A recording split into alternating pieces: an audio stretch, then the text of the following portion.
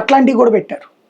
వాటితో పోల్చుకుంటే మనం కంఫర్టబుల్ కొంతవరకు. అంటే రేపు పొద్దున హార్మోజ్ ఓపెన్ అయ్యి క్లియర్ అయిపోతే మళ్ళీ పెరిగిన రేట్ తగ్గుతుంది, తగ్గుతుంది, ఆటోమేటిక్ గా తగ్గుతుంది. తగ్గిస్తారా? అంటే ఈ ట్రాన్స్పోర్టేషన్ కాస్ట్ కూడా తగ్గాలిగా.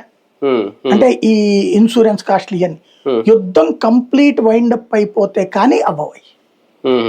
ఈ ఏది ఇన్సూరెన్సులు తగ్గడం ఇదంతా యుద్ధం కంప్లీట్ వైండప్ అవ్వాలి. వైండప్ అవ్వకపోతే సాధ్యం కాదు. ఇప్పుడున్న లెక్కల ప్రకారం ఇంకొక ఏడాది దాకా యుద్ధం వైండప్ అయ్యే పరిస్థితి లేదు. ఒక రోజు ఆగుతుంది, మళ్ళీ ఓ రోజు అవుతుంది, నడుస్తూనే ఉంటది. ఇంకోటి ఏంటంటే హార్ముజ్ జలసంధిని ఇరాన్ దిగ్బంధిస్తానంటోంది.